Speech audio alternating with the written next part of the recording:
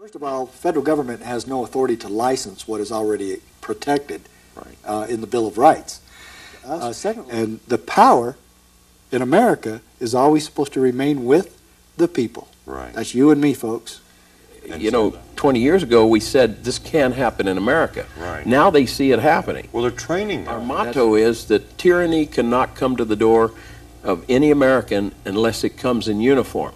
And that's true, Dennis. I think that's the most important aspect of being a sheriff, is that you are elected by the people of your county to serve their needs. I think that the people of this country have the great advantage, frankly, of being able to select their chief law enforcement officer for their county and hold him accountable. Right. Back to the aiding and abetting of this theft by sheriffs who were too limp-wristed to exercise their authority. Really the key in this is for sheriffs to stand up and exercise their lawful authority and quit going around to their handout for another grant, welfare. The proper role of law enforcement is the same as the proper role of government, and that is we are here as government officials to protect freedoms. It's not my government's choice whether I have a gun or not. And the people in my county, if they had guns, wasn't none of my business. What can I do as a police officer? What can I do as a soldier to help stop this headlong rush into a socialist dictatorship, totalitarian system in America? And we said it's very simple. Just obey your oath. They made you swear an oath to defend the Constitution of the United States, protect the people's rights and their liberties. Just do that. And a despotism or a tyranny cannot happen. We've got a shot of these two officers now. Which is which? Okay, the one on the right is the peace officer that served and protected the people even from a system that had gone awry, in political leaders that would usurp powers and so forth. That person was sworn to protect the people and their rights and their liberties, which all officers still today are. But when you go into the police academy today, you're not trained as a peace officer there to serve and protect the people like the officer on the right.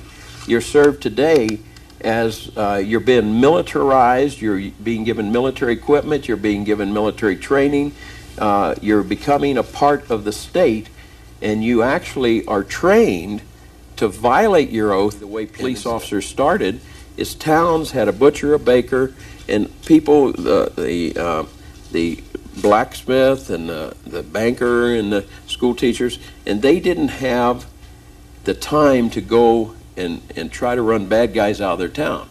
So what they did was delegate their right to keep and bear arms under the Second Amendment to a person called a town marshal or sheriff. So really your only lawful law enforcement person constitutionally is the county sheriff that is voted in by the people.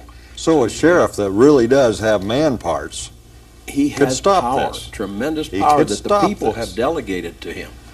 That's right. He could stop this kind of tyranny. Even today. I mean, we've got... You're not really appreciated for your talents by outside government agencies, are you? No, I think that I'm looked at as somewhat of a rabble-rouser. That's because you obey the law and you force them to obey the law. Is that it? Well, yes, and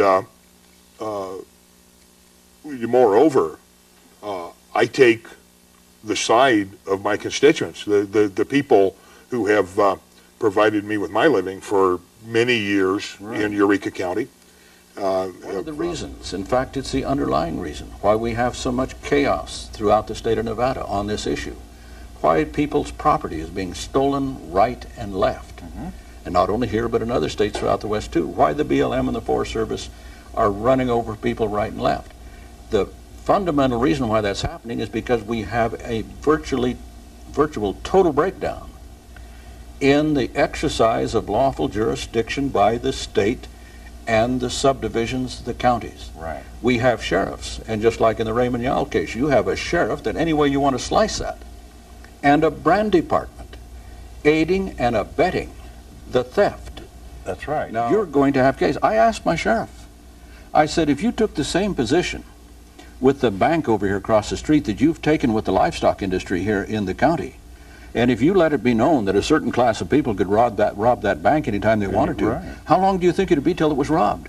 And robbed repeatedly. Right. Because where the sheriff stands up, this stuff ends. He understood then that America was great because America is good. But then he said, when America ceases to be good, America will cease to be great.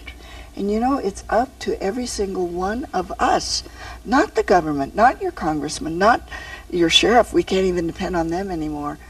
But it's up to us to take that stand and fight for our own rights. We have to. And the rights of each other.